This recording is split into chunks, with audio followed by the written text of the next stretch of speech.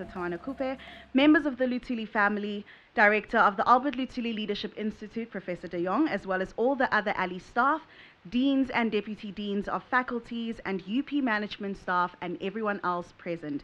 It gives me great pleasure to welcome you today to a celebration of the life of Chief Albert Luthuli through the arts.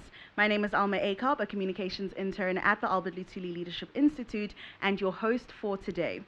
The year 2021 marks two momentous occasions. Firstly, it is the 10-year anniversary of the Albert Luthuli Leadership Institute, which Prof de Jongh will speak more about, but it is also the reason why we are here today. To mark 60 years since Chief Luthuli became the first person of African heritage to be awarded a Nobel Peace Prize for his role in the non-violent struggle against apartheid. Today we will take you on a journey of celebration through the arts.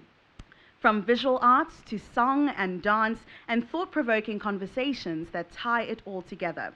Thus, before we even begin, I would like to thank every individual who has been involved in the organization of today.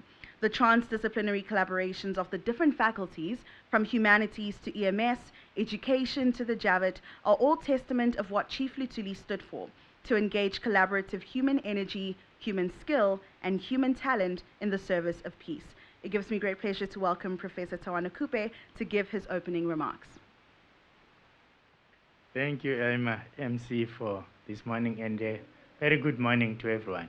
And may I add my very warm welcome to everyone gathered here today on this very significant and joyful occasion to celebrate Chief Albert Luthuli's life through the arts. 2021 marks 60 years since the winner of Africa's first Nobel Peace Prize stood tall on the world's most intellectually charged stage. I mean, winning a Nobel Prize is not an everyday thing.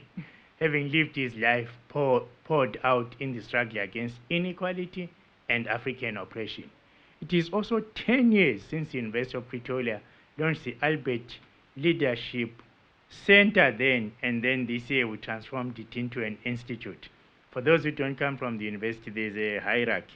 You know, if you are a center, you are junior to the institute. So, so they've graduated and they've arrived. With its vision to reimagine leadership, as inspired by this icon, who both in his role as chieftain of the Zulu tribe and as an ANC president, governed with democracy, wisdom, integrity, empathy, and understanding that the position of a leader was to be responsive to the needs of the people and not to serve yourself.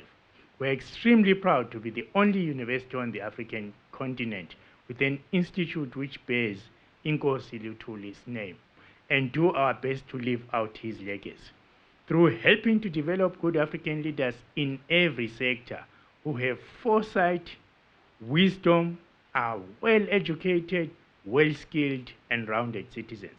Let me add that in these days, not just in Africa, all across the world, we lack leadership with all of the skills that I just mentioned. Hence, both our countries, our continent, and the world are in some kind of trouble. So our contribution to resolving that problem is actually this institute. It is exciting to be here at the Javits UP Arts Centre at the University of Pretoria, which is fulfilling its aim of being a platform for education and learning through opening up conversations about creativity and innovation in order to contribute to the discourse of the arts of Africa and reflecting historical and political events as interpreted by artists. You will see the students have done lots of artworks, 2 tables here, and other artworks outside. The lives of our great heroes and activists are usually honored through speeches and the written word, just like I'm doing today, ironically. But today, we uniquely remember and extol Chief Luthuli and his remarkable contribution to our country and continent and the world at large through the media of art, music, and dance. We look forward to the creative feast which lies ahead of us in the form of various displays, panel discussions, and performances, and thank each and every artist for sharing your gifting with us by being part of this program, particularly the students. I met some, in that row there's a lot of students, and I met them shortly.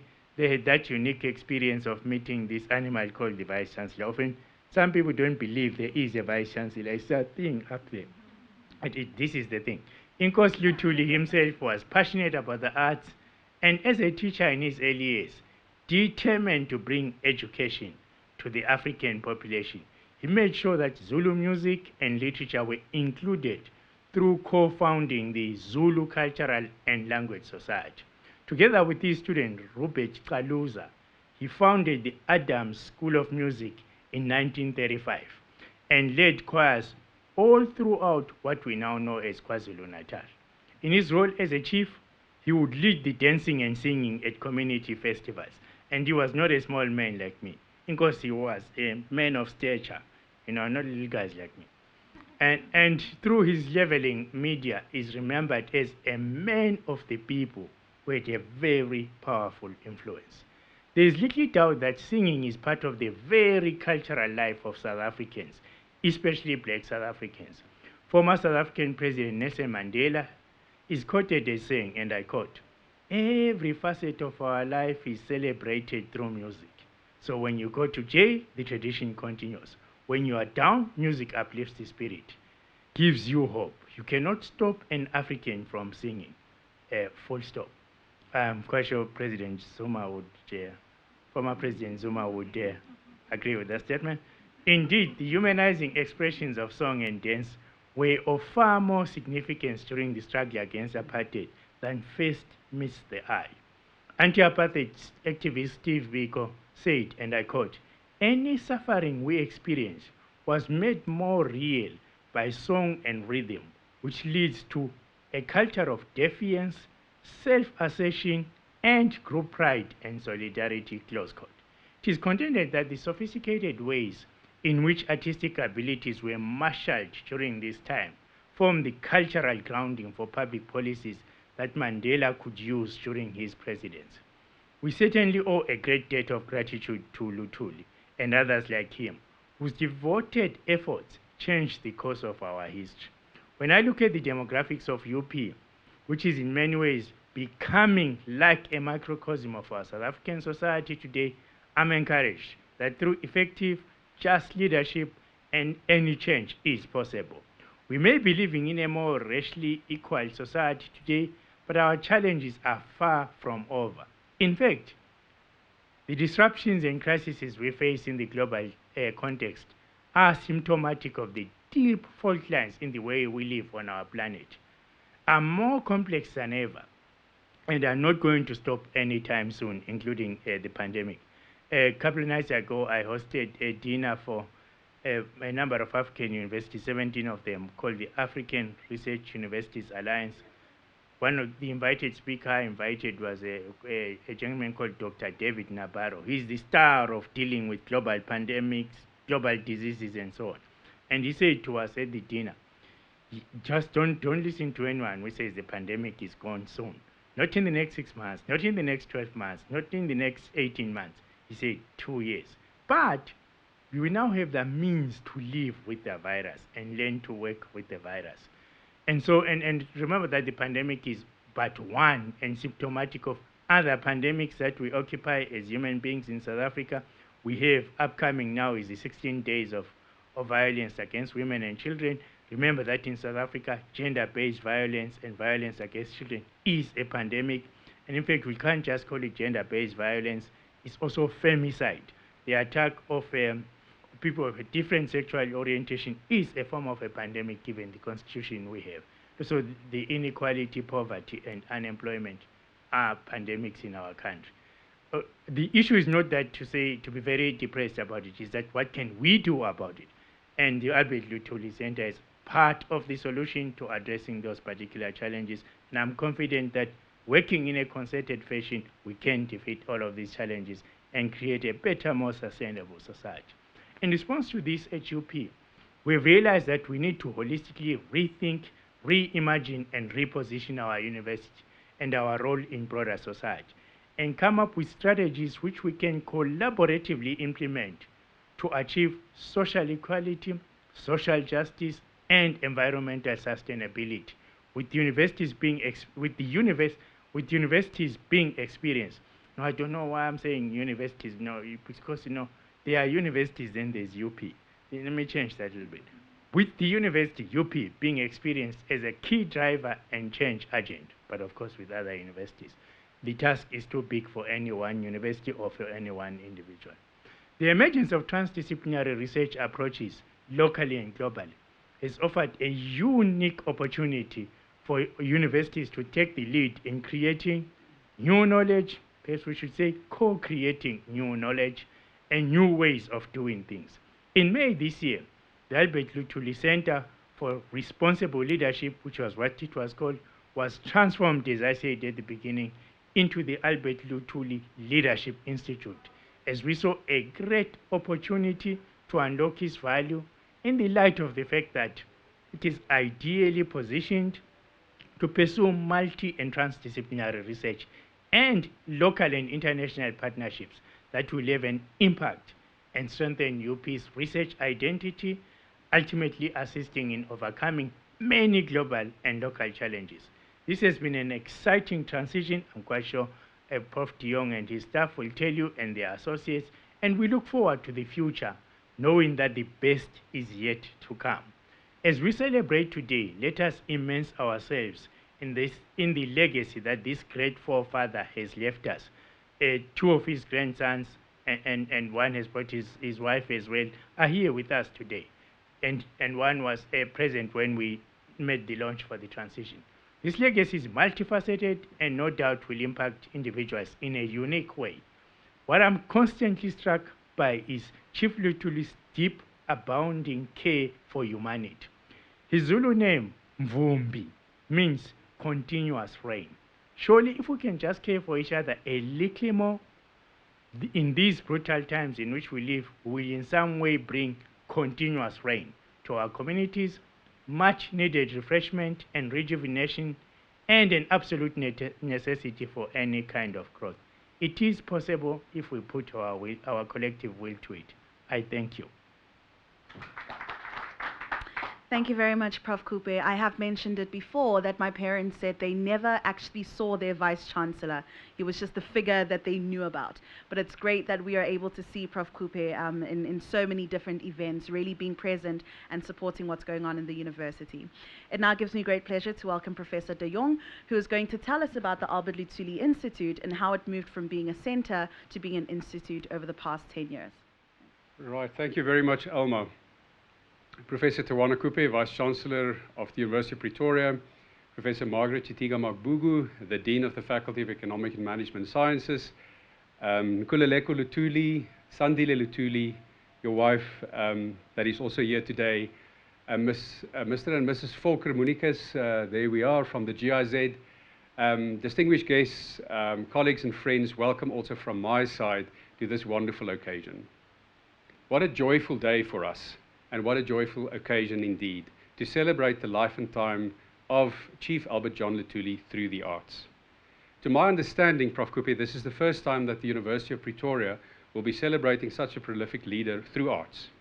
I don't know if there might have been a similar event in the past, but I'm not sure. But in any case, we gladly take the honor of being the first to celebrate such a prolific leader through the arts.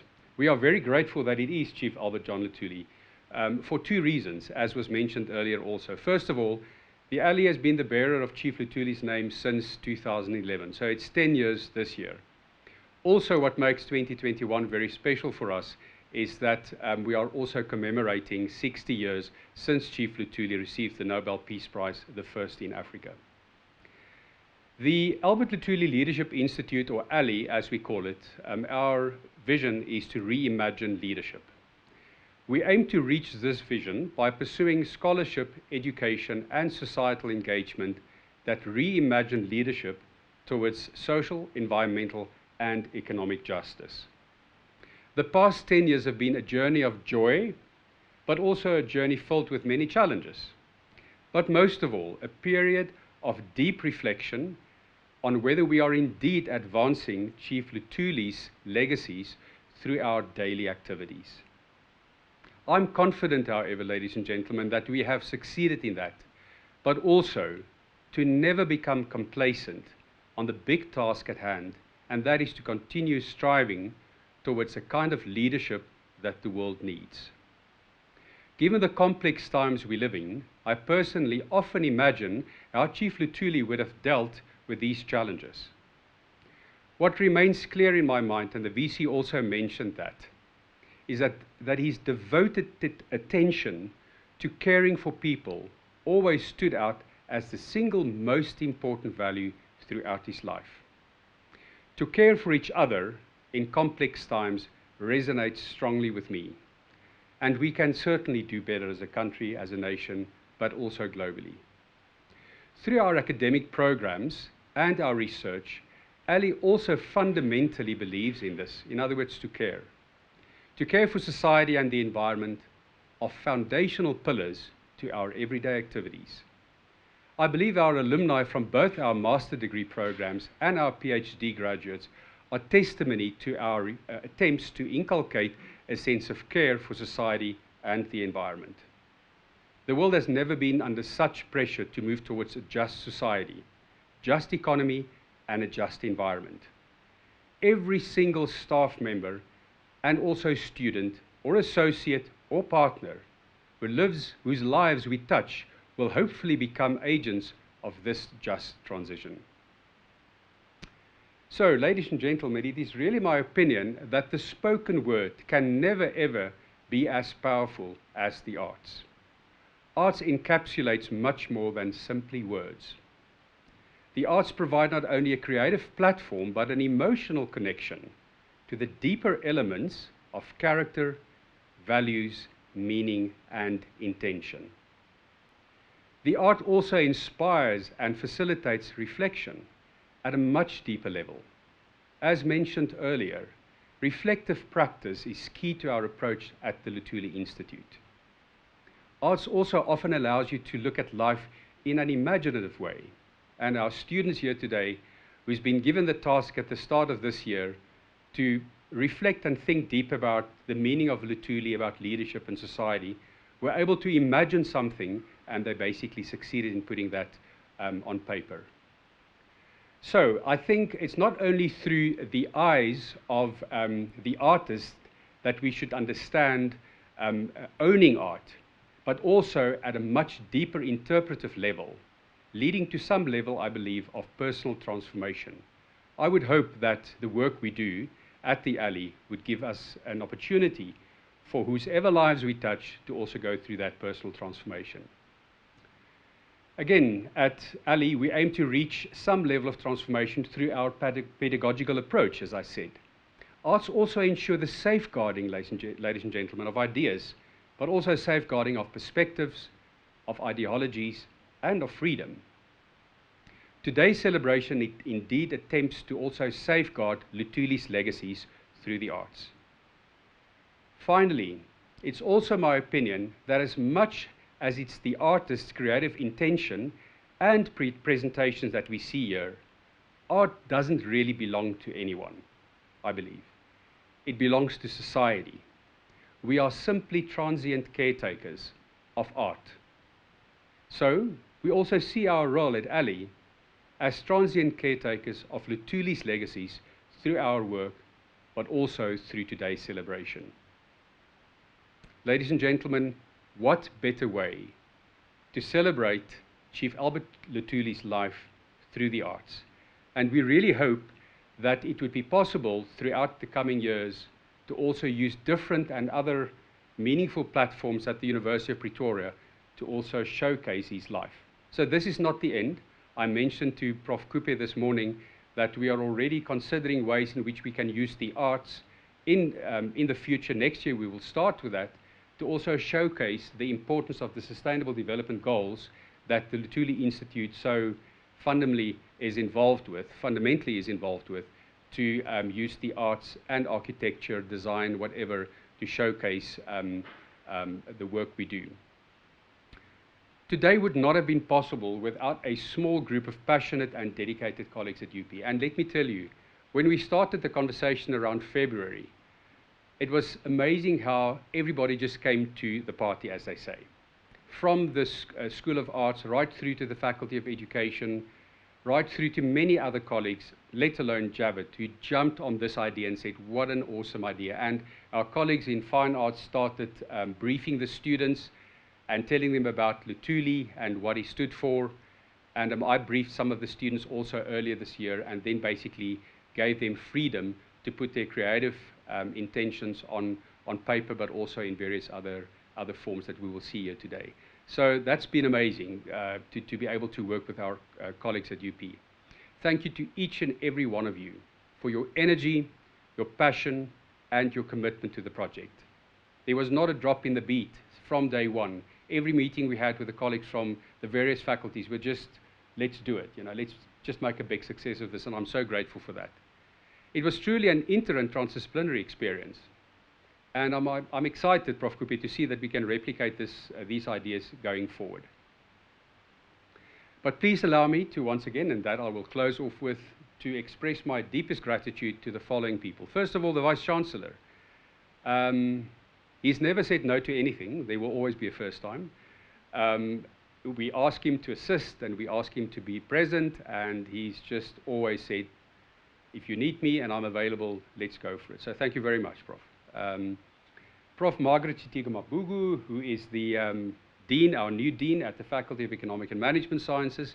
Margaret, thank you very much. I know that you're supporting the work we do, and we really hope to not disappoint you in terms of what the Luthuli Institute can do to the faculty and our contribution to your vision. Mr. Nkululeko Luthuli, who's become a bit of a cheerleader also for the Institute, along with his brother Sandile, sitting there.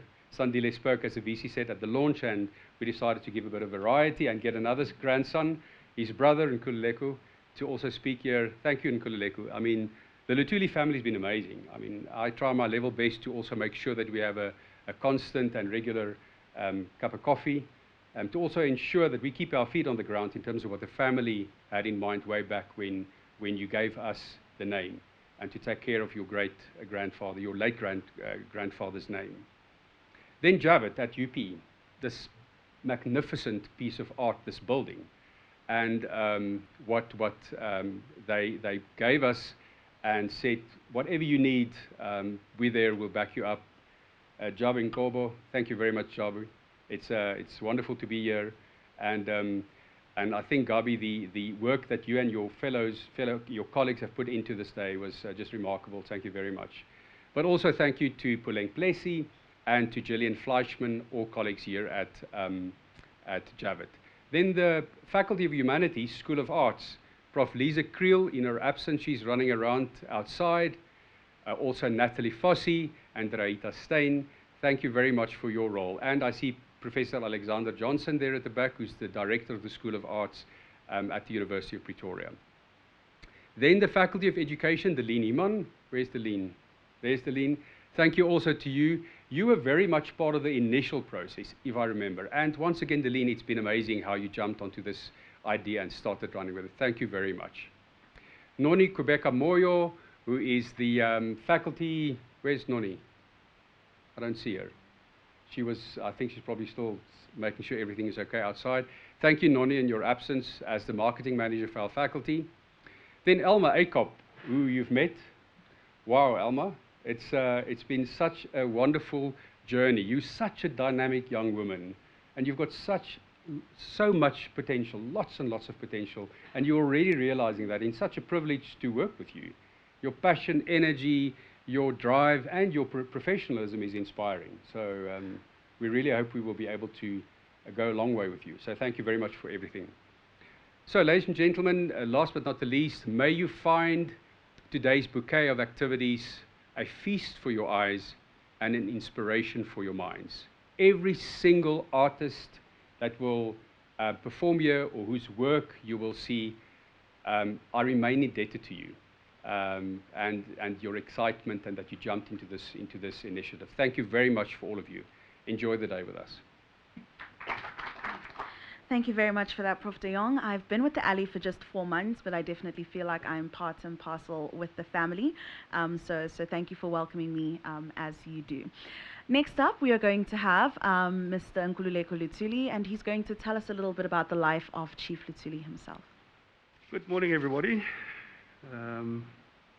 particularly Vice Chancellor Coupe, the Dean of the Economic and Management Sciences at the University of Pretoria, Professor de Jongh, I think most importantly the students, who are the people that have brought us here.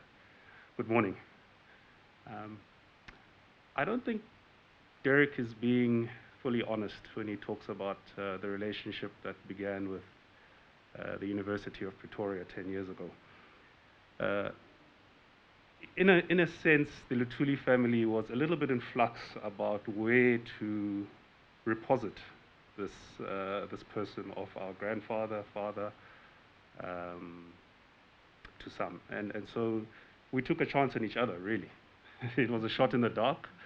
And it's been a very, very fruitful journey, I think. And we can certainly confirm as a family that it was not a mistake to form this relationship with the University of Pretoria. So thank you to the university. And coming to the subject I've been asked to talk about today, the life of Luthuli, I'm certainly the wrong person to do that, because I never met my grandfather, and it would have been 13 years after his passing that I was born. Neither would Sandile have. And so our knowledge of him is really through folktale and what we have learned from our parents, our community in Gradville, and what researchers have done. And so when I thought about what do you say about the life of a person that you never experienced, the natural inclination would be to revert to what history has written. And history has written a lot about Inkosi Luthuli. It's there for everybody to access. And what is often said with regards to the 60-year anniversary of his Nobel Peace Prize is how he received the Nobel Peace Prize for the work that he was doing during his life, and the recognition which the Nobel Institute gave him. And so I thought perhaps to look at it from the other way around today and say, what did the Peace Prize do for us? What did the prize that Luthuli got, what did it shape? What became of that? And so one of the things that I recognize is that, as Prof Cooper said, is that he fought really for the humanity of people. His lifelong passion was to see each and every person, whether black, woman, white, green, yellow, or blue, recognized for simply being a person in their own self. And hence the prize was given in recognition of his efforts towards human rights. And so what you see, and this is happening in 1961, hence we are celebrating the 60th anniversary of the prize, but what you see happening, particularly in Africa thereafter, is this march of recognition of human rights, which is also happening at the time of decolonization, and a lot of African countries starting to democratize and come of their own. And there's this almost umbilical cord that is now tied between human rights, peace, and stability. And so if we are today celebrating the 60th anniversary of the Nobel Peace Prize, I think that is what the prize has done for Africa. It certainly shone a light in this transition towards democracy, human rights, and peace and stability. Then lastly, I wish to recognize that what the arts bring to memory and what the arts do to preserve and maintain memory. But it's not just preservation and maintenance of memory and legacy, it's also rejuvenation, as Professor de Jongh has said, is that you get to be imaginative and reinterpret things and express things in a manner that sometimes people who live it at the time cannot themselves express. And so something really unique in the way that Luthuli's legacy has been celebrated to date, which is also why I say that repositing his memory here was not a mistake at all. So on behalf of the family, and I know I haven't done justice to the life of Luthuli, we wish to just thank the university, the stakeholders, and everybody who has put this event together, but also the last 10 years of work that have gone, and scholars that have been produced by the Institute, the programs, and the growth of ALLI to what it is today. So thank you very much to the University of Pretoria. Thank you, everybody. Thank you very much, Mr. Nkululeko. So the time has come for us to take you on a journey through the arts. At this moment in time, I'm going to ask the art students if you could just step outside right next to your art so that you will be ready to explain as we begin. So behind me is going to be a slideshow throughout the day of art called Solemnly Censored by third-year art education students. Now here's a little explanation of what it's all about. In an ever-endangered world, humankind is always in search of meaning and hope, where war, criminal violence, injustice, illness, abuse, torment, and other natural disasters serve as a reminder of death, and hope seems to evade the fingertips of especially South African society in search of meaningful life. And that's by Lean Human 2015. And so this is art that is going to be displayed. You can also look at the books that are open over here, and feel free to leave a comment for the artist if there's something that really speaks to you, because it's always great for them to have that feedback. As we step out of the auditorium, we're going to be met by the art of first-year fine art students who did a project that responded to the brief about this specific event. And I'm not the artist, so I'm going to allow them to explain their work to you, because then it'll give you a lot more context. And after we are done with that, so let me quickly explain how today's program is going to work. As soon as we're done in the auditorium, we will make our way through the hall where we will see the fine art students, and they will explain their work briefly just for about 5 minutes. And then we will go to the ground floor gallery, which is just through the glass doors, and there Gabby and Natalie will explain to us the connection between the arts and Luthuli. And after that we will be heading upstairs, but I will be here as a facilitator throughout the way. So I invite you to allow yourself to experience this journey with us, allow your creative self to be alive and aware of everything that is going on around you. Thank you. So if you could please join me as we walk through the hall. Thanks. Good afternoon, ladies and gentlemen. Thank you to all the wonderful artists that have shared the route with us to this point. I've been tasked to speak about the philosophical legacy, or the legacy of Chief Luthuli for leadership. And I'm afraid I don't know if my talk can do justice to that. So I'm going to talk about his leadership style more. And in this contribution on the occasion in which we are paying homage to Albert Luthuli, I would like to offer some philosophical reflections on leadership utilizing Max Weber's notion of charisma. I would like to propose that this notion offers a heuristic lens through which we may account for Luthuli's hugely influential leadership style that captured the imagination of the disenfranchised African people of South Africa during the 1930s through to the 1960s. This was a period in South African history during which the South African people were radically disempowered, and they were led by a man, indeed in the thrall of a leader, to which they largely had no access during critical times in the struggle. They had limited access to their leader on account of the fact that he was successively banned over many years by the then apartheid government, designed to keep him away from larger South African centres and from all public meetings aimed to minimize his influence and effectiveness as a leader. What then accounts for the enigmatic influence of the absent leader, Albert Luthuli? Or more accurately put, how did Albert Luthuli exert such a powerful presence despite his forced absence at crucial times of the struggle? Exemplary of his influence is the following anecdote conveyed by Mary Benson.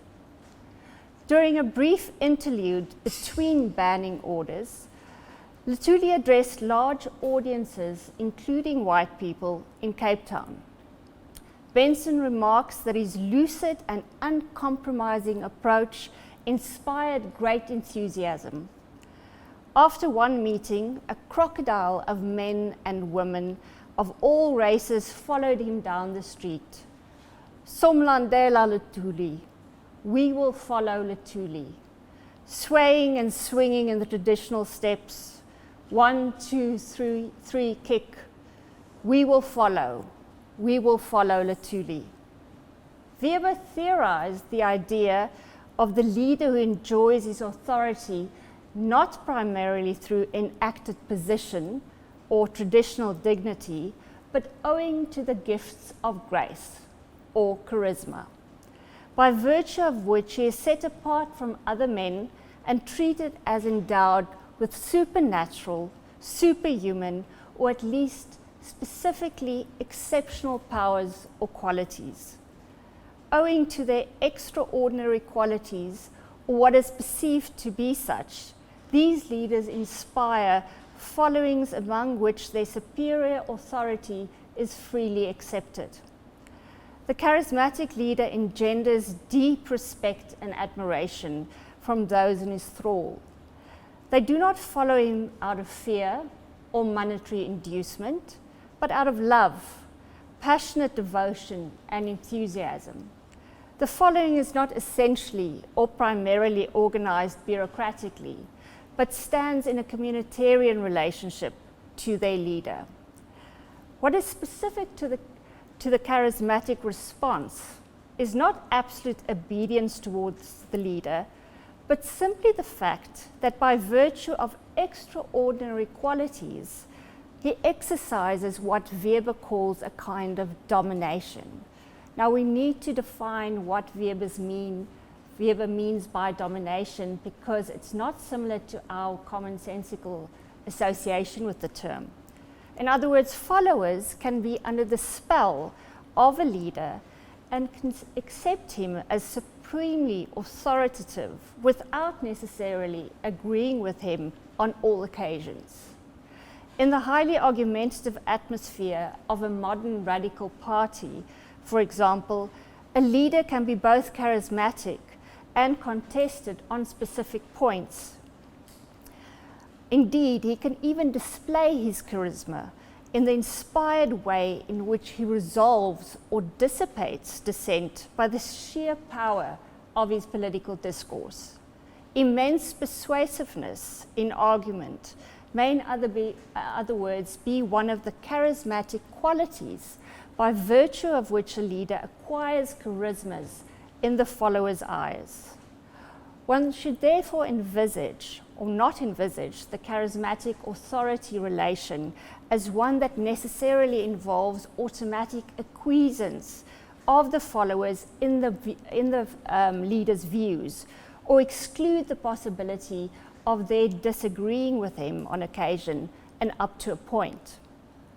All the more so since he is an innovator. An innovator tends to break with established ways of thinking and acting, and thus to take positions which diverge from the followers' expectations and consequently raise disturbing questions in their mind. Charismatic authority is not exerted by way of the demand for absolute and unconditional obedience, but operates through powerful persuasion. According to the Greeks, persuasion operates along 3 lines. Ethos is about establishing your authority to speak on the subject in question.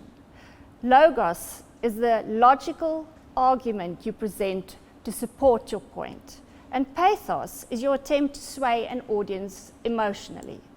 Charismatic authority, then, would be recognized to be legitimate by the followers and persuasive on the level of reason, which evokes affective commitment from the followers. It is presumably necessary to possess extraordinary qualities in order to be widely perceived over a period of time as the bearer of them. However, Weber stresses the response of the followers as the crucial test of charisma. To be a charismatic leader is essentially to be perceived as such. It is recognition on the part of those subject to authority which is decisive for the validity of charisma. Moreover, such recognition of charisma on the part of the followers must be reinforced from time to time by the leader's demonstration of charismatic powers. He must furnish proof of the exceptional abilities and qualities for the sake of which his followers render him their personal devotion. Importantly then, charisma as theorized by Weber is not so much the inherent quality of compelling attractiveness or charm that can inspire devotion in others that derives from the person of the charismatic leader.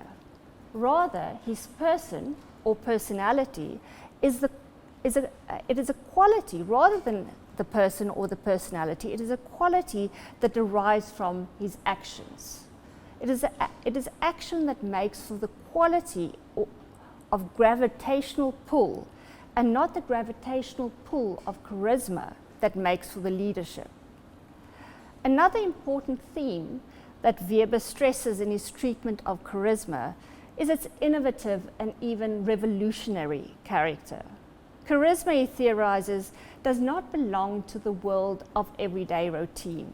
It calls for new ways of life and thought.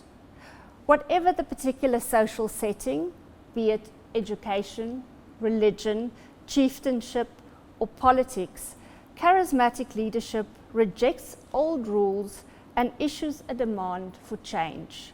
It preaches or creates new obligations. In contrast and opposition to bureaucratic authority, which respects rational rules, and to traditional authority, which is bound to precedents handed down from the past, charismatic authority, within the sphere of its claims, repudiates the past, and in this sense is specifically a revolutionary force.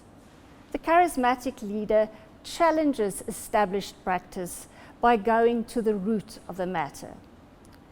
Now, although Weber distinguished between these three types of authority, bureaucratic, traditional, and charismatic, he was perfectly well aware that in practice, these three types more often than not overlap, as was the case with Luthuli. So apart from a measure of respect for rational rules and for precedents handed down from the past, Luthuli's authority was based on and derived from revolutionary practice. As such, charismatic leadership, in Weber's view, typically appears in the setting of a social movement of some kind, or it creates such a movement.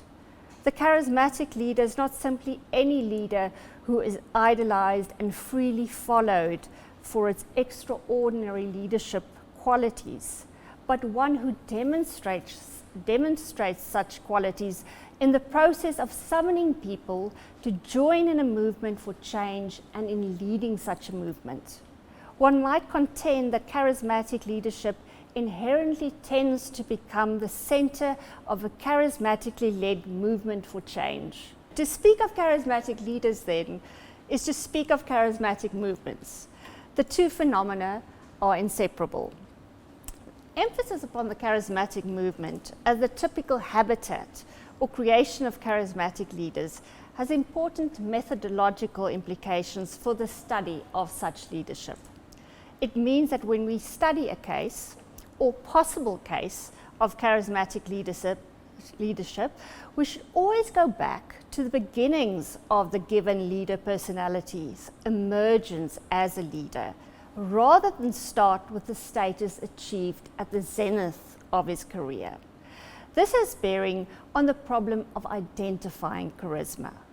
To correctly identify a given leader as charismatic, it is of great importance, therefore, to study the impact upon those around him before he achieves office. We may lay it down as a general rule that when a leader personality is genuinely charismatic, his charisma will begin to manifest itself before he becomes politically powerful. The pre-power of Luthuli's career would then be the litmus test of correctly identifying his leadership as charismatic. As you might know, Luthuli's charismatic leadership was not born on the public political stage. It started at home, as a farmer, at the school where he taught, and within the context of his tribe. In fact, the abundant evidence of his pre-power charismatic leadership paved the way for his natural election, first as chief and then as President General of the ANC at the apex of the struggle against oppression. Why does charismatic leadership emerge in the setting for change? And what is the explanation for the passionate devotion that the charismatic leader of such a movement typically receives from his followers?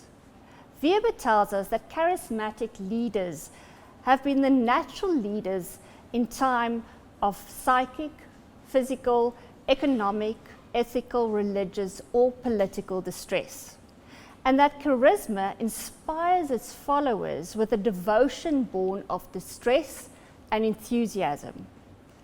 What the charismatic leader embodies is the promise of hope of salvation, of deliverance from distress. He offers himself to the people as leader, uniquely qualified to lead them out of their predicament, and the charismatic following that he inspires stand testimony to the fact that he succeeds in doing so. What distinguishes charismatic leadership from so-called inspired leadership or heroic leadership is that it is specifically salvationist or messianic in nature. This helps explain the special emotional intensity of the charismatic response, and also why the sustaining of charisma requires the leader to furnish periodic proof of the powers that he claims or exudes.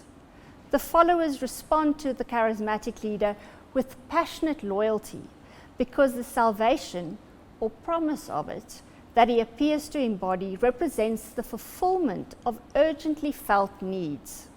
Crucial then to charismatic leadership is the leader's periodical demonstration of powers of efficacious leadership on the road to the salvationist goal. Luthuli's life as leader, whether of his family, his community, his tribe, or his disenfranchised people, is marked by an overabundance of evidence of his efficacious leadership. Their total lack of efficient leadership helps explain why, since after the time of Mandela, ANC leaders have failed to evoke any charismatic response from the people. The first determinant of charismatic response is situational. The state of acute distress predisposes people to perceive as extraordinarily qualified and to follow with enthusiastic loyalty a leadership offering salvation from distress. This strongly suggests that when the situational determinant of a charismatic response is present, the presence or absence of a genuinely charismatic leader personality may be a critical historical variable. The varied fate of the ANC's struggle against the disempowerment of their people may be accounted for by the absence of such charismatic leader personalities at certain times, and the presence of figures such as Luthuli, we might call him the Mandela before Mandela, and Mandela himself, or should we say the Luthuli after Luthuli, at other times. Now, to sum up, charismatic movements for change arise and spread at times when painful forms of distress are prevalent in a society or in some particular stratum of a society. The unique personal authority of the leader and the rapturous response of many of the followers grow out of their feeling that he, by virtue of his special powers as a leader, embodies the movement's salvational promise. Since he ministers to their most pressing need, the need to believe in the real possibility of escape from an oppressive life predicament, They do not only follow him voluntarily, but tend to revere him and surround him with that spontaneous cult of personality, which appears to be one of the symptomatic marks of the charismatic leader-follower relationship. This explains why we cannot rightly view the phenomenon of charisma as belonging primarily to the historical past. Wherever and whenever human beings in considerable numbers live in desperation and despair, charismatic leaders and movements are likely to appear. Depending upon such factors as the quality of the leadership and the depth and the breadth of the existential disquiet to which it appeals, these movements will sometimes prove to be of little consequence and sometimes of great. Our local historical present testifies to the continued existential distress of the vast majority of the population who remains disempowered and plunged into abject poverty, which makes for conditions ripe for the emergence of a new charismatic movement. What such a movement depends upon, though, is the concomitant emergence of an efficacious leadership, the glaring absence of which we have witnessed in the last 25 years. Now, Luthuli was a man that believed that leadership stems from being an example. His actions, his unquestionable integrity, his non-exclusionary, non-judgmental principles, his unwavering respect for all others regardless of race, color or creed, made him someone that people could easily put their faith in. He was committed to peace and non-violence without being a pacifist, and accepted the armed struggle only as a limited exception necessary for the acquisition of peace. He embodied both strength and gentleness, confidence and humility, authority and servitude. Indeed, his persuasive authority stemmed from the fact that he always put the welfare of others before his own. His contagious charismatic leadership spilled over from his family life into his community and tribal circles, and beyond them into political life. In all spheres of his involvement, as family man, as educator, as sugarcane farmer, as elected chief, as President General of the ANC, he demonstrated effective leadership through the belief in organization for the sake of the empowerment of the people. One such, perhaps lesser known example is his founding of the African Cane Growers Association, through which he organized the sugarcane farmers of Grootville to trade collectively with the white-owned mills in order to protect their rights. More widely known is the fact that he led the ANC during a crucial time in which protest politics transitioned to militant defiance. During this time, he provided the African people with a program for action which showed them how to move forward. He had a profound ability to unite the ANC. In an attempt to curb his charismatic influence, he was repeatedly banned and isolated by the nationalist government. The inefficacy of this attempt is best captured by Alan Paton's praise song for Luthuli, with which I conclude. You there, Luthuli, they thought your world was small. They thought you lived in Grootville. Now they discover it is the world you live in. You there, Luthuli, they thought your name was small, Luthuli of Grootville. Now they discover your name is everywhere. You there, Luthuli, they thought you were chained like a backyard dog. Now they discover they are in prison and you are free. You there, Luthuli, they took your name of chief. You were not worthy. Now they discover you are more chief than ever. Go well, Luthuli. May your days be long. Your country cannot spare you. Win for us also, Luthuli, the prize of peace. Thank you. We're going to have a panel discussion from our lovely panel over here, and I will allow them to introduce themselves And we're going to be talking about history, memory, art making, and leadership. And of course, we've got Chief Luthuli to bring it all together. And after that, there is also a little surprise before our event comes to a close. So without further ado, please help me in welcoming this lovely panel in front of me.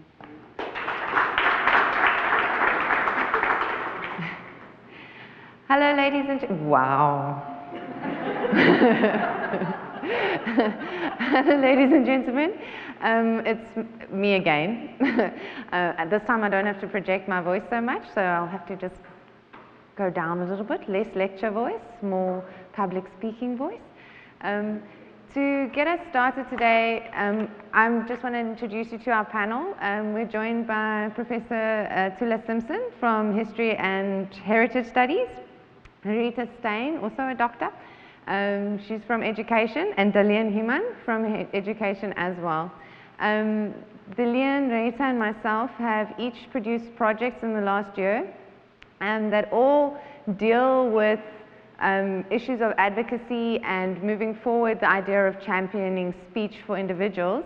And to work with these projects, these are very important ideas. And so I've invited Tula to join us today in a way to create a lens through which we can understand the idea of advocacy and particularly championing an idea. Tula is obviously a historian, so I'm going to ask him a very loaded question. The question is just directed to give us an opportunity to form a lens in our mind, to stretch the idea of advocacy beyond our own personal notions of advocacy or being a champion for values that we believe in, to include that of Chief Luthuli, his notion of advocacy and how he was an advocate and champion during his time. So here's the loaded question. Tula, could you please provide us some insight into the advocate and the people's champion that Luthuli was? He was, good afternoon everybody, he was one of the most effective advocates in the history of South Africa. He amplified the ANC's voice, he gave it an international stature. The Nobel Prize that he won is a reflection of his work in that regard. But he was also within South Africa during the 1950s, as close as anybody to becoming recognized as a leader of what could be described as being liberal South Africa. People looked to him for leadership. They accepted him as being the leader. And his stature domestically and internationally was reflected after he became ANC president, because for the first time you would have international correspondents coming to the country, speaking to Strydom and Verwoerd, but also speaking to Luthuli as being the representative of the alternative South Africa. What the ANC was trying to do in the 1950s was to position itself as being an alternative center of power. The Freedom Charter is an alternative constitution for South Africa, outlining alternative principles. And when people like Field Marshal Montgomery, the British commander in the Second World War, would visit South Africa, they would, again, visit Verwoerd in Pretoria, but they would also make the pilgrimage to Stanger to at least speak, even if they were reactionary like Montgomery was and running interference for the apartheid regime. They would still visit Albert Luthuli. So he was very effective in terms of amplifying the ANC's voice and functioning as a megaphone in that regard, because he wanted to portray these unifying values. But there is, of course, the other side as well, because it was a consequence of the ANC developing into a broad church under his leadership that you had some of the teething problems of trying to keep a broad church together. It was under his leadership where you have the breakaway of the Africanists who say, is this definition of the nation perhaps becoming too broad? Because you had the 1940s definition with the program of action, which defines the nation which the ANC is trying to build as being a nation of black Africans. The Congress Alliance definition of the nation is much broader, it's multiracial, and then you begin to have those sorts of dynamics coming in. That's the strength of his leadership, but also some of the difficulties and tensions which were created as a result of his success. And he's the single most important figure. For the likes of Mandela to become the focus of an international prisoner release campaign, the ground needs to be established. The ANC needs to be established as being the voice of Black South Africa and recognized internationally as so. Albert Luthuli is the bridge between those two eras of leadership. Thank you so much, Tula. And thank you for the ideas that you brought forward about people also meeting. I think the idea of people coming to and meeting with Luthuli and the idea of equals or different people with different diverse perspectives and maybe antagonistic at times, still coming and having an opportunity to engage with each other. And I think this speaks to what the arts can do as well, is this opportunity to bring people together and in some ways have ideas that are uncomfortable, that don't calm us, that it's very interesting being in this room here with the Willem Boshoff collection. There are ideas sitting on these walls that we all have the opportunity to engage with, almost awkwardly and personally, but then also they may strike an opportunity for us to come together. Two of us stand in front of the same artwork, we may see it differently, but we have the opportunity to view it through one lens. And this idea that Luthuli was an advocate, and in the context of Mandela, who ended up being everyone's hero in some ways. We now have another hero and someone that could also be brought into the focal point as a champion for us and someone we can use as a hero in today's lens. Is there anything else you wanted to add, or can I give Delian an opportunity? Just to emphasize that he's the leader of what increasingly calls itself the Congress Alliance. And with regards to umbrella and, you know, a big tent, a large umbrella, a coalition builder, he's one of the most successful with regards to building up an alternative vision of the South African nation to the one which has been developed by Louis Botha, Smuts, Herzog, and the apartheid leaders. Wonderful. Wonderful. I'm going to give the speaking stick over to Delian, give her an opportunity to address the project that she ran, also directly with students, also related to the construct that we understand as Luthuli as a historical figure. Thank you very much, Natalie. Yes, I'd like to latch onto a couple of ideas mentioned by you, Tula. Firstly, the idea of leadership, something that we've heard a couple of times today. And Natalie, as you say, how the arts, and especially the visual arts, can be used to reach large groups of people and then unite people under a common cause, or to stand up for something that they believe in. And that is very much what this project that I did this year with my third-year art education students was about.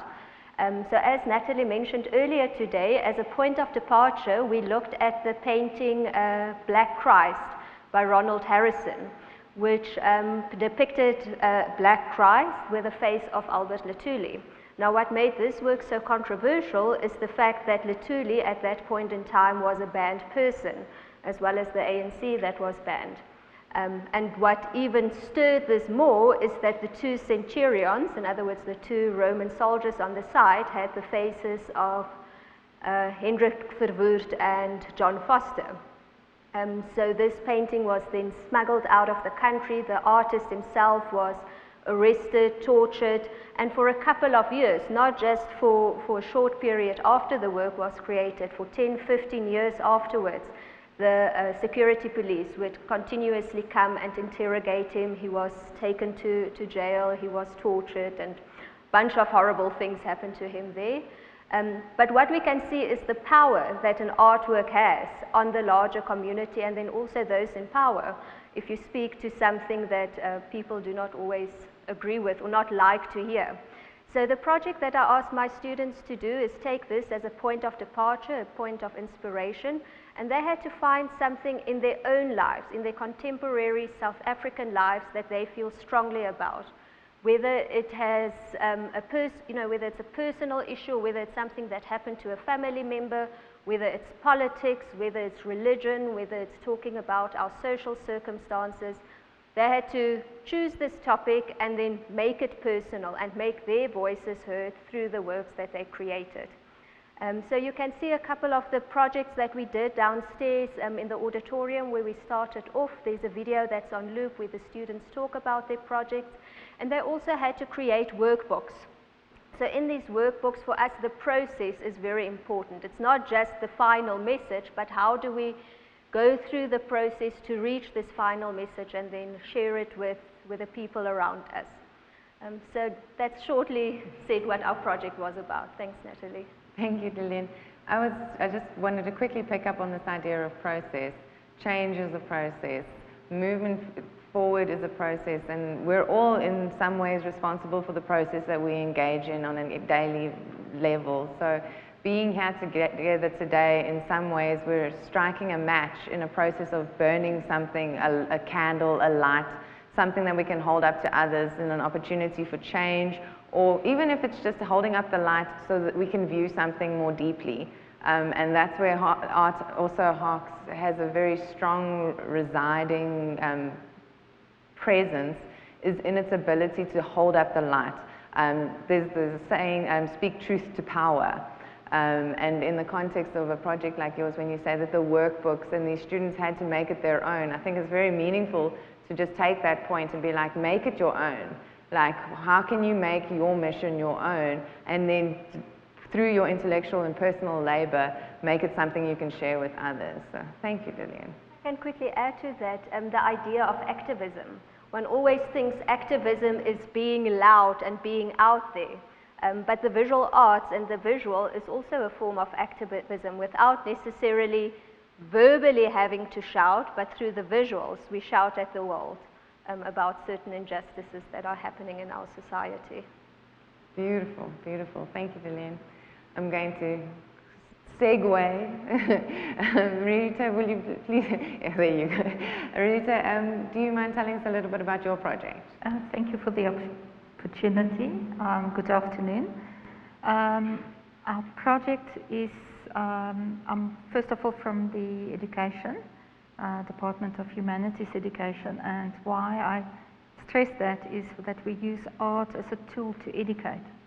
And the project Banners for Liberty is such a project where we use to create banners as an awareness tool to educate people, but also to allow the outsider to understand what the insider thinks and feels about certain situations. And this situation came close to heart because students are constantly aware of social movements. Hashtag fees must fall, hashtag roads must fall, Black Lives Matter. So these are very current and relevant issues in the lives of our students. And the idea Liberty for, Banners for Liberty started as a lockdown project, because initially we had another project going on between Greece, the University of, the Aristotle University of Thessaloniki, and our art education students.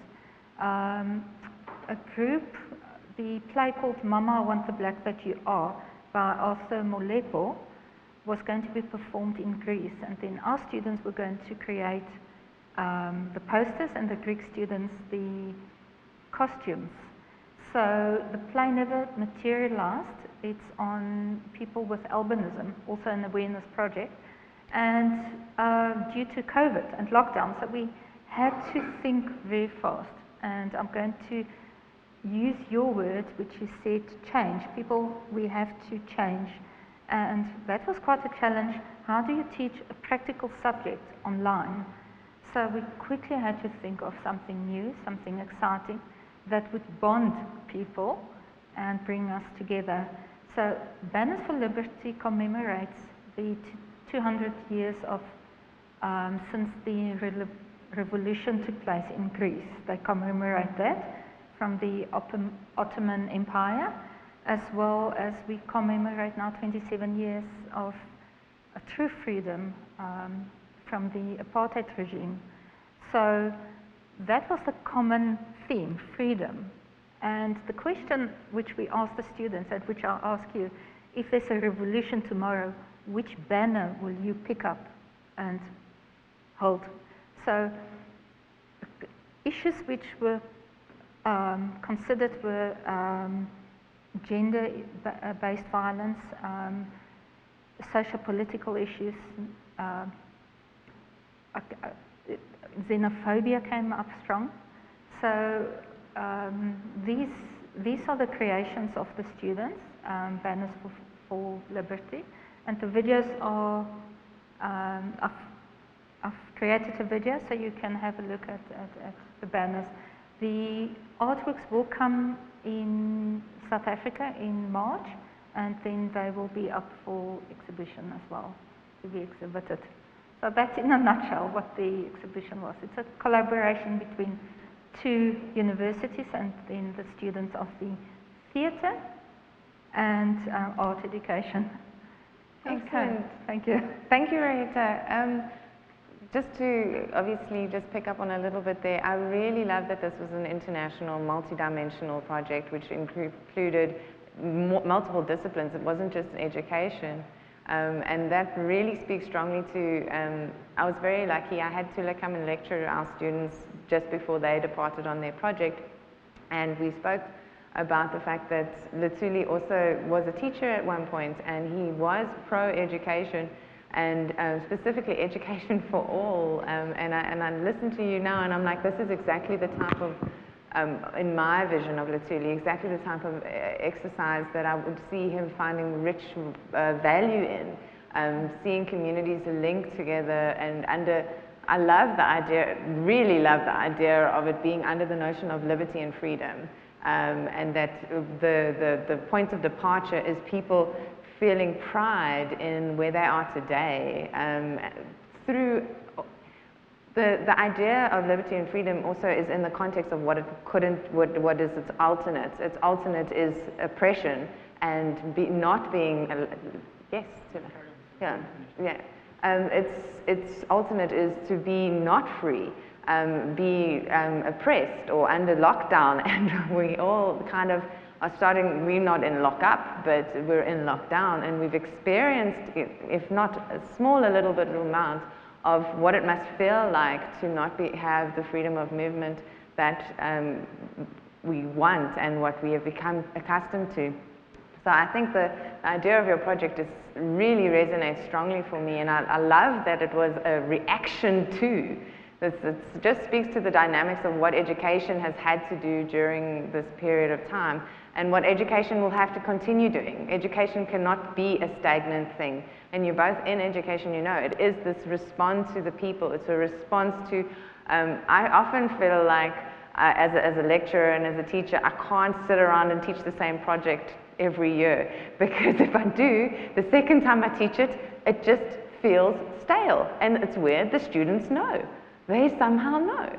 So you kind of have to keep reimagining, keep revisiting your works, I've read certain articles more times than I'd like to, but you have to keep seeing the new in the message, and I think your creativity really stands tall in the context we're in. Tula. Just feeding off what the other contributors have said, I mean, as the ANC becomes an organization, we're speaking about banners, slogans and iconography becomes divisive. The ANC splits to a large extent over the slogan, "We stand by our leaders," at the time of the treason trial. So there's a huge divide as far as that is concerned. But also with the ANC representing itself by the Congress wheel, you can just, you know, around the time of the Freedom Charter, and using that as the icon of the movement, that also becomes divisive as well.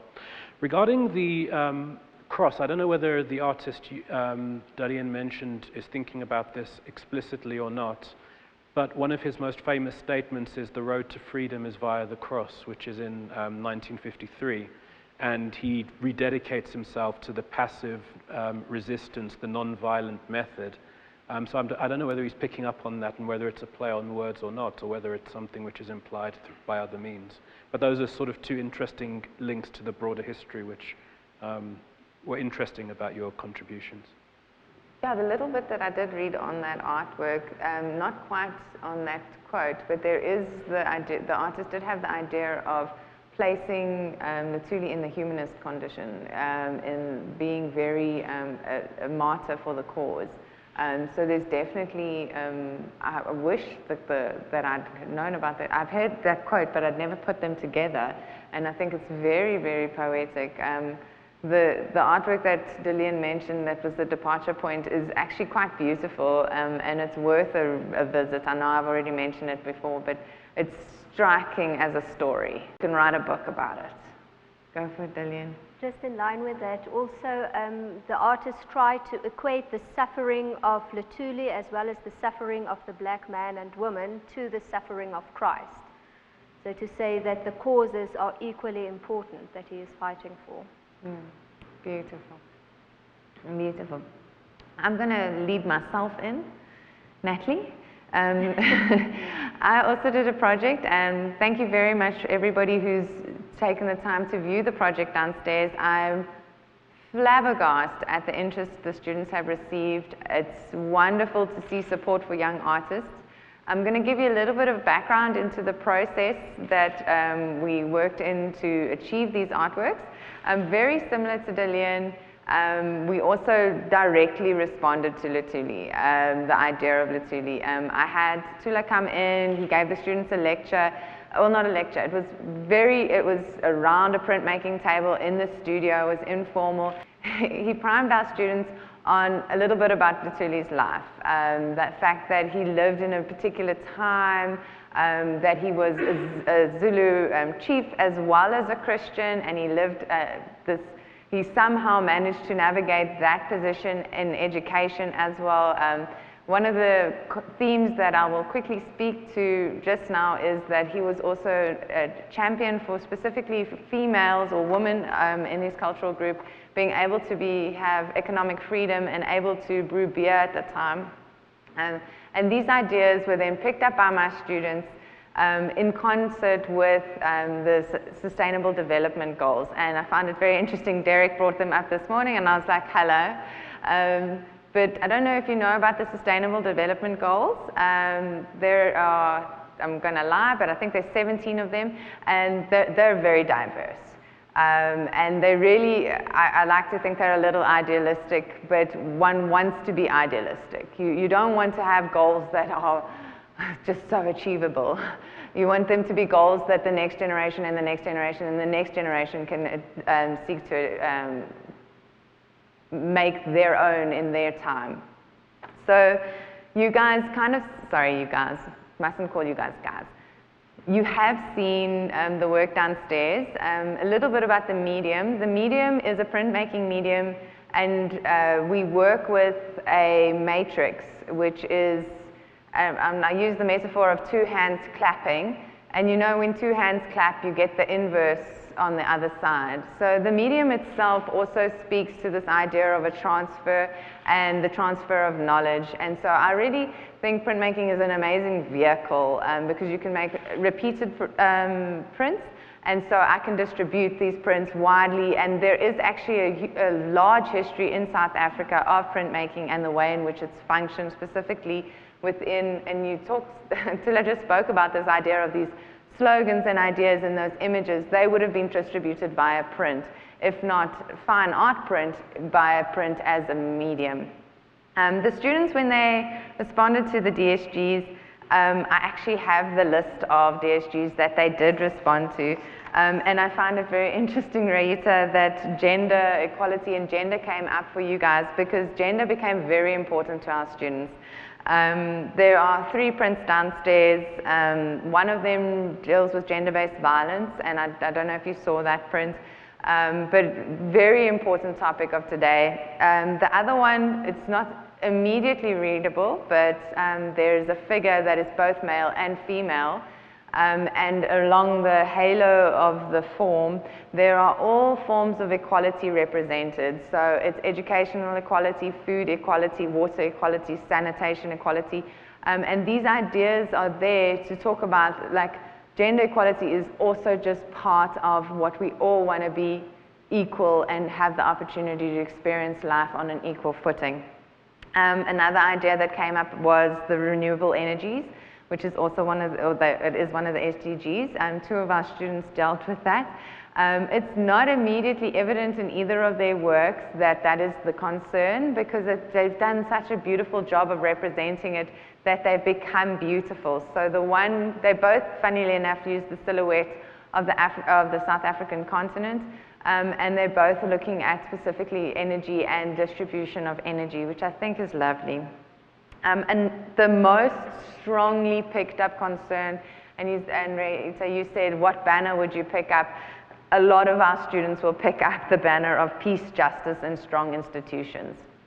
Maybe it's, like you say, a hashtag.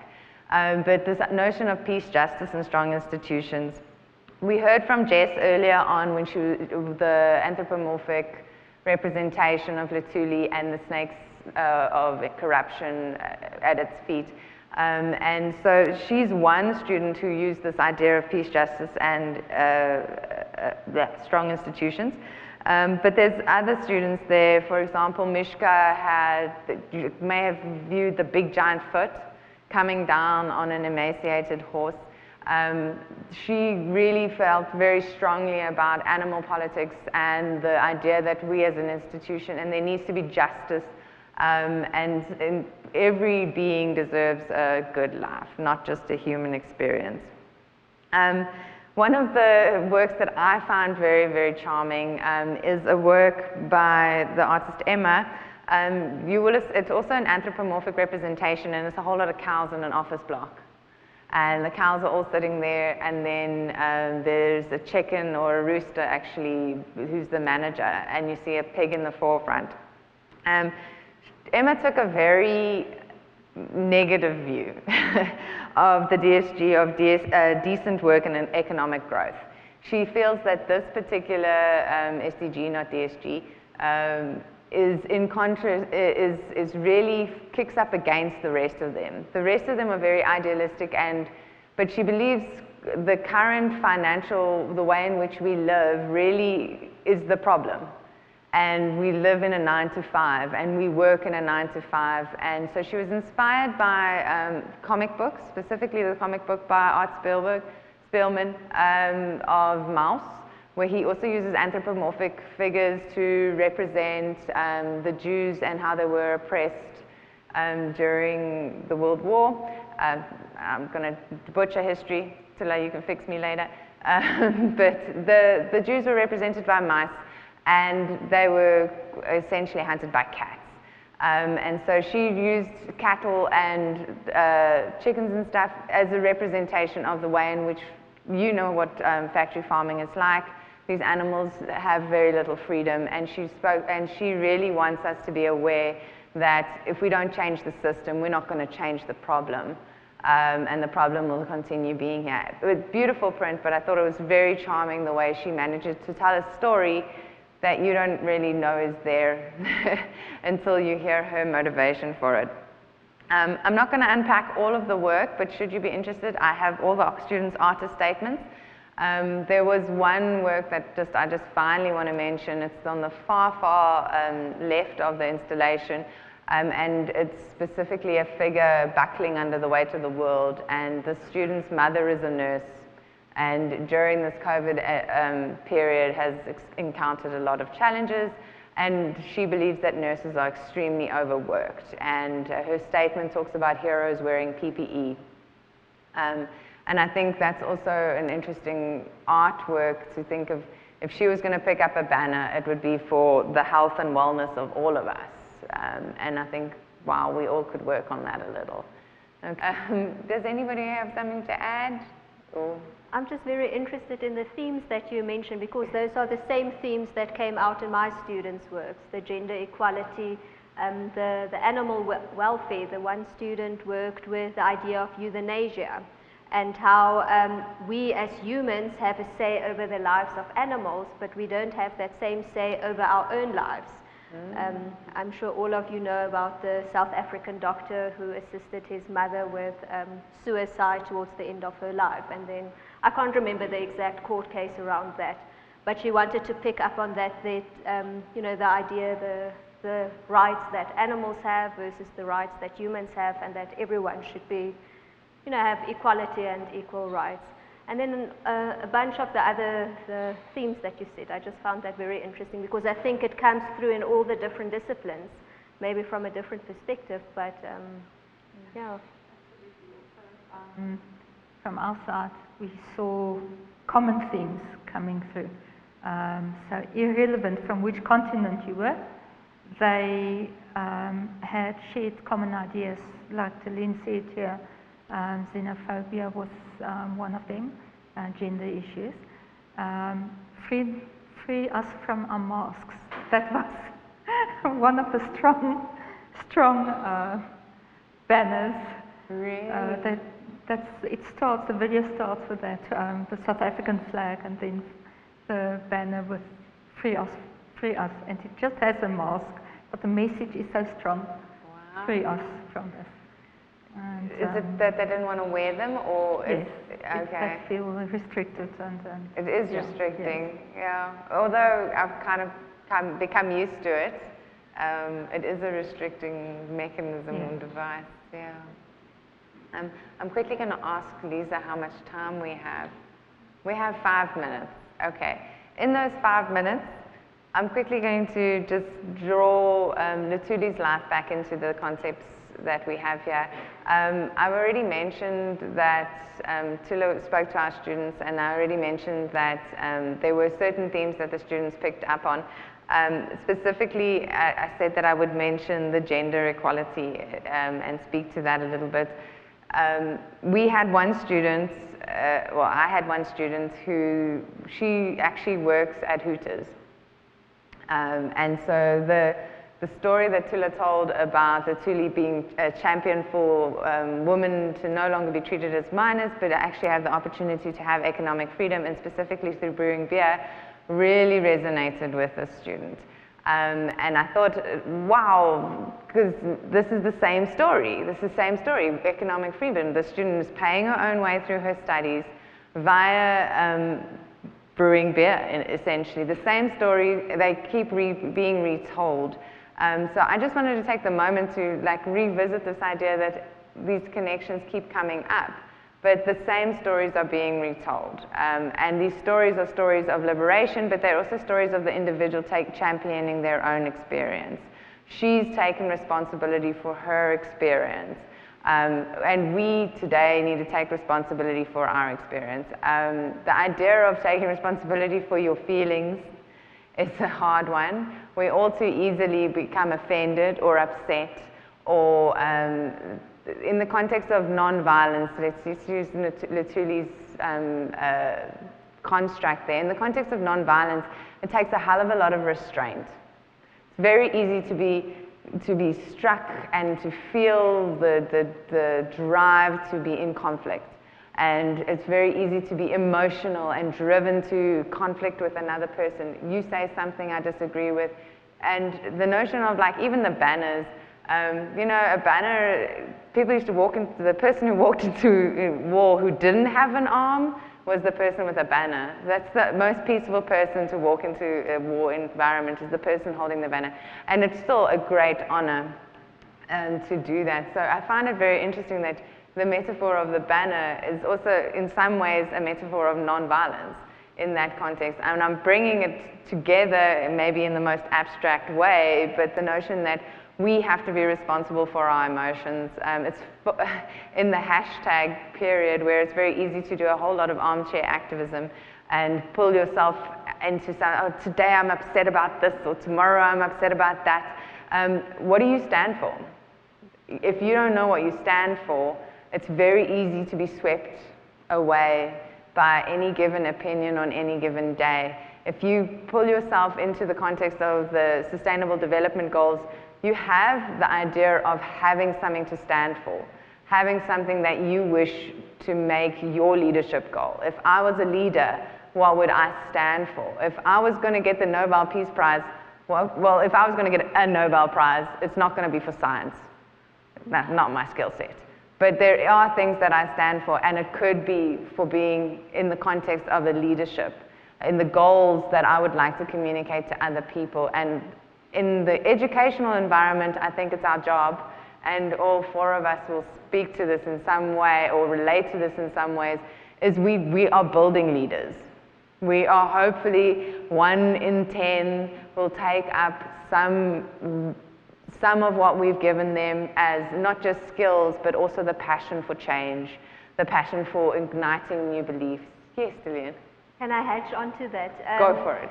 For us in the education department, we are training teachers, and these teachers are going to stand in the classroom in front of their learners. So it's also about relaying that message and... 100%. Sorry, I interrupted No, you. I'm not, you can interrupt me any day. Yeah. No, I just wanted to add that part, that it's not just, it doesn't stop with our students, but they're also going to give it back in the community, and hopefully they inspire their own learners to then also go out and plant more seeds from there. So, beautiful. Yeah, I think that's what a good leader does. A leader doesn't try and just lead, a leader tries to empower. And the idea of having been empowered by an education, and this is what I found very striking about Luthuli, was that he was an educator. And his grandson also spoke about, and the Vice-Chancellor also spoke about things that he set into place, like committees and communities, where those individuals had the opportunity to come together and then move forward with inspiration of music or education or Christianity. The meaning of that was personal or dear to those individuals is what became valuable, and he was just one. An interlocutor is a nice word. I get it from my HOD. But he brought people together, but he was an advocate as well. So in his capacity, he was able to, like we are, and I hope we should take some pride in it, he was able to empower other people and give them an opportunity to take up their roles. I don't think any good leader tries to do everybody's job. A good leader goes, please do your job. And I think that's a powerful statement that we can all take forward. It's like, you have a job, do it well, and try and do it with your community. Yes, Tula? As my final word, it would be a shame if it were taken on without understanding of irony and ambiguity. Luthuli wins the 1960 Nobel Peace Prize, and he deserved it for nonviolence in 1960, but he receives it in 1961 after he has endorsed the ANC. In other words, the reasons for which he was given the Nobel Prize no longer applied when he actually received the Nobel Peace Prize, because he lost that struggle. He was overwhelmed. The apartheid government had neutralized him by restricting his anger. Nelson Mandela was closer to the heart of things in Johannesburg. He was able to mobilize a majority behind his position. And Luthuli he dies in July 67, and within days, the Luthuli detachment, reflecting against the narratives of xenophobia, his origins in Zimbabwe, reflecting the unity between South Africa and Zimbabwe. That's the point, because it's a unified operation. But that is explicitly claiming him for the armed struggle, which is something that he was one of the most reluctant people within the ANC about. He's an interesting person, and having a sense of those ambiguities makes him more interesting, and it would be a shame if that's lost in focusing on leadership and having an overly simplified conception of leadership. Definitely. Definitely. Thank you, Tula, for bringing us all back into the idea that the man is important. Beyond the likeness or the historical figure that we want to venerate, the man and his lived experience was unique to that time, and like all of us, lives both as a whole person and sometimes as an idea. But thank you so much, Tula. I think we may have hit the point of no return, because I can see Elma starting to wiggle. Thank you, Elma. Thank you so much. A round of applause.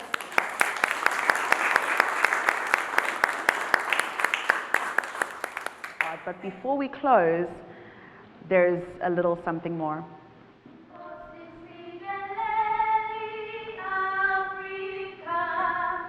Manu Paganisu,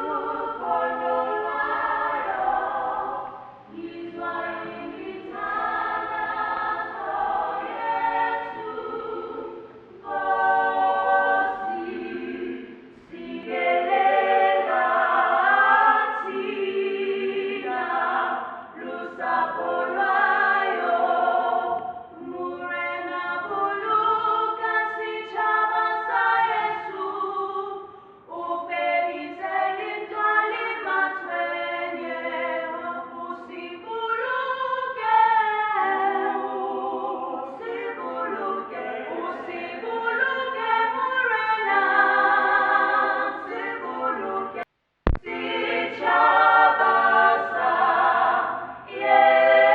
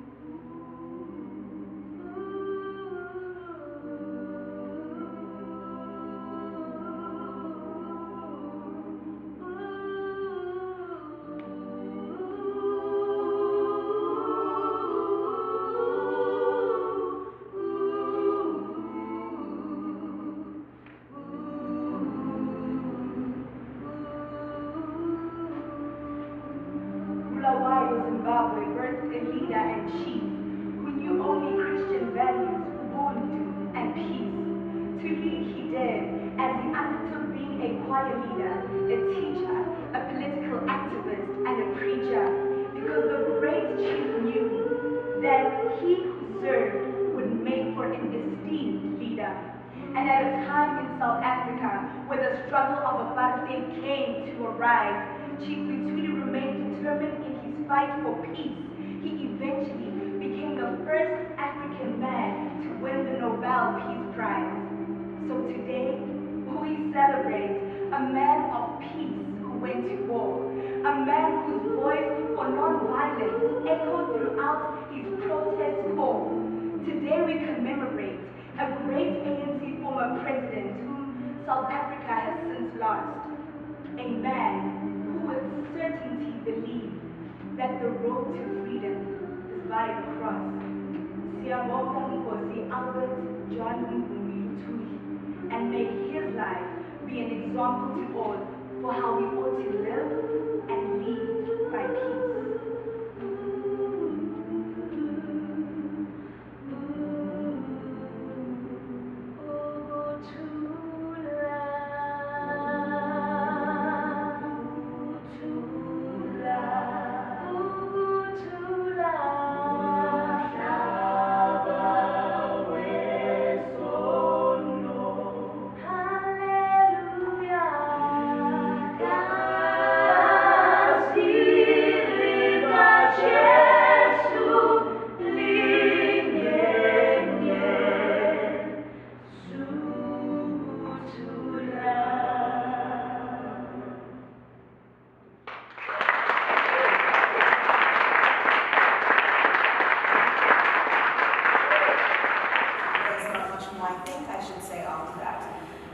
Whilst we have encountered the arts, through visual arts, through dance, through song, through listening to conversation, I think today more than any day we have felt closer to Luthuli than before as we commemorate and as we celebrate him. And so, in the words of Chief Luthuli, learn from yesterday, live for today, and hope for tomorrow. The most important thing is not to stop questioning. On behalf of the Albert Luthuli Leadership Institute, as well as the Luthuli family, thank you for being here with us. Enjoy the rest of the exhibition, and have a safe drive home. Thank you.